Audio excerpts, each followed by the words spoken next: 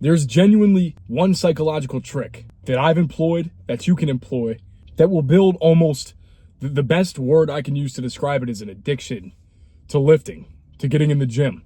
You know, if you've tried and lifted a few times and maybe you were consistent for a few months, a year, you ate right for a while, you just kind of fall in and out. And you always feel like you're not making the progress you should. If that's you, this video is for you. If that's not you, and you've been lifting for 6 years consistently and you just want to learn the best way to get the head on your bicep a little bit bigger, this video is not for you. Okay? I want to be real, I want to be authentic, and tell you guys, the point of this video is to get you over that hump, through that invisible glass ceiling that you bang your head up against every day. Think of this video as a guide to get that, to become consistent enough for that glass to shatter, for that glass to start to crack and eventually shatter, and boom, you break through it to the next level that you haven't been to before.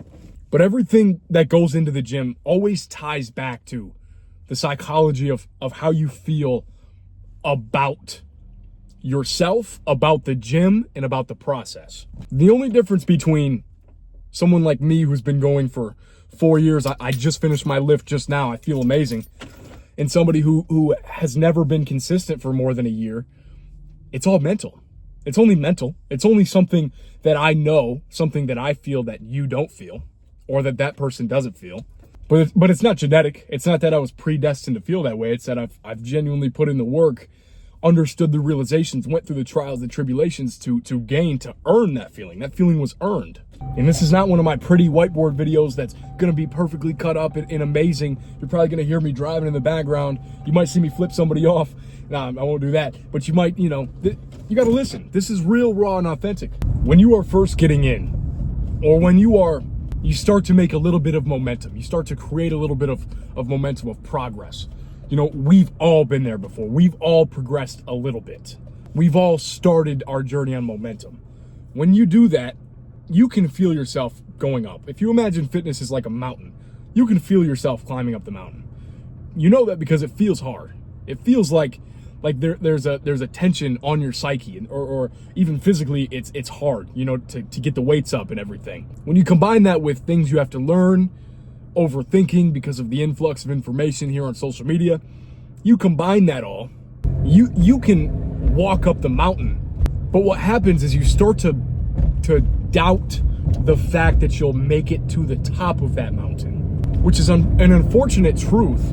But the psychology is that you start to believe in yourself less. As corny as that sounds, that's what it boils down to. Now, then you're probably saying, Tanner,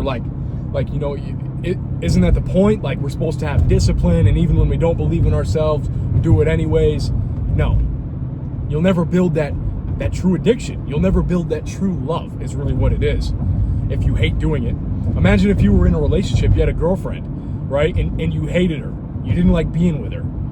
I wouldn't tell you to, yeah, bro, just stick it out, bro. The longer you're with her and you hate her, then you'll eventually start to love her. No. You see how stupid it sounds when I put it into that context? That's not how it works at all, and it will never work like that. But the good news is that we're not talking about a girlfriend. We're talking about lifting. If there's a girl that you hate, chances are there's nothing really you can do to start to love her. Fitness, though, you can go from hating fitness to loving fitness. I used to hate it. I remember when I started working out, it was a dingy, moldy, dewy smelling basement that I would lift in. And I had some Facebook Marketplace ass weights. And I had a shitty bench that was like half the width of my back that I would like fall off of when I did any weight. It probably wasn't even safe. I probably could have broke it. It was just like a piece of wood. Like, it was horrible. I didn't have music. I never used pre-workout. It was the shittiest setup of all time when I first started lifting, and I hated it. And I already hated lifting in general. You could have gave me the nicest gym in the world. I would have been like, what the fuck? Like, this is horrible. And it took a long time because I never understood the psychology, and I never believed in myself like I should. There were times too, before I got consistent, where I'd lift for a month, and I would feel my head start to bang against that glass ceiling. And the difference between me actually becoming fully consistent and me giving up and stopping was I never believed that that glass ceiling was shatterable. I thought it was bulletproof glass. Your belief actually weakens the glass. If I think it's bulletproof glass, guess what? It's bulletproof glass. I'll never break through it. I had to start believing in myself. When you do anything in life, you have to believe in yourself. You have to see yourself as somebody who's already broken through the glass. If you can truly see that, think about it. If you could truly imagine your fist going through a plane of glass that was above you, if you could truly imagine that, imagine how much easier it would be to actually break through it with your fist than if somebody told you, yeah, that's bulletproof glass. Nobody's actually ever broken that piece of glass. This ties back to, if you guys have ever learned this in, like, I learned it in history class of all places, but the first 4-minute mile. Back in the 30s, it was thought to be genuinely impossible to run a sub 4-minute mile. If you know anything about running now, I don't, but I know a little bit. I don't like to run though. If you know anything about that, you know that people run 4-minute miles all the fucking time. It's like, you could find one of those like skinny fucking string bean leg looking motherfuckers. They could probably run a 4-minute mile, you know? But there was a time where it was genuinely thought by like scientists and runners and Olympic runners that it was impossible. And nobody had ever done it until one person, this one like random ass motherfucker too.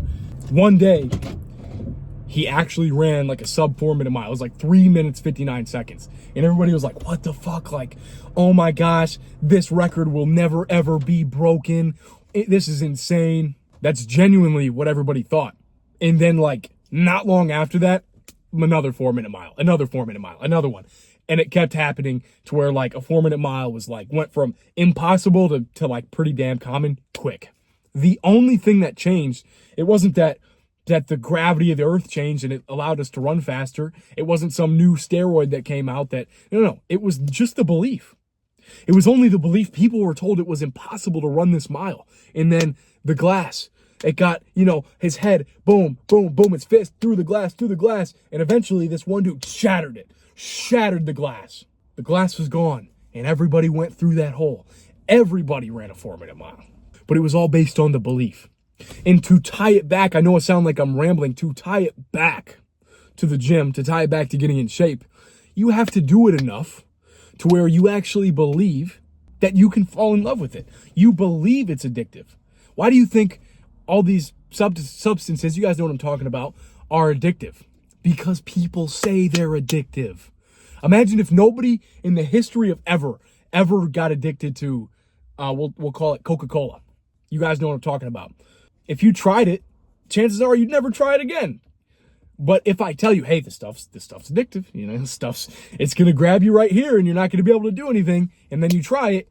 Now you're addicted. Why do you think that is? Because of the belief. I get so pumped up, like coming up with these, like I come up with these revelations. I say it to you guys because I know this shit's valuable, man. It's the belief. It's the same thing with the gym. So imagine if I told you, and the standard was, yeah, you go to the gym once. Once you go to the gym, you never go back, man. You're going to go every day. You'd be like, oh shit, man. Like, I don't even know if I'm ready for that yet. You'd be excited. But everybody tells you like, oh, it's hard. Oh, people are negative. Oh, I hate it. Because you don't believe. But you hear me and I tell you, man, it happens. Trust me. You don't believe it now, but if you did believe it, you do it.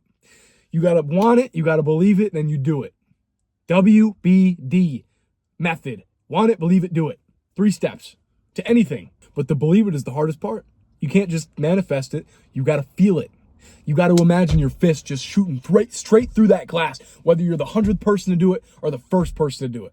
Some of you guys watching this video would end up becoming, a lot. If 1,000 people watch this video, chances are 30 of them someday are going to be freak insane physique athletes, right? Whether they watch this video or not. This video just helped you understand the glass shattering, the psychological, the real reason why people don't get the shit done. If you apply that knowledge, you will go somewhere further. If you watch my other videos, you can combine it. I'm not trying to plug myself, but I kind of am. Combine it with all my principles. Shit gets easy, man. I'm on the come up. Trust me, it's going to happen. And I'm authentically documenting it. And best believe it's going to happen. But if you'll excuse me, I don't sell enough coaching for me to quit my job quite yet. So I got to work. Got to go get dressed and go straight to work. God bless you guys. Please apply what I tell you. Please apply what I tell you and use it.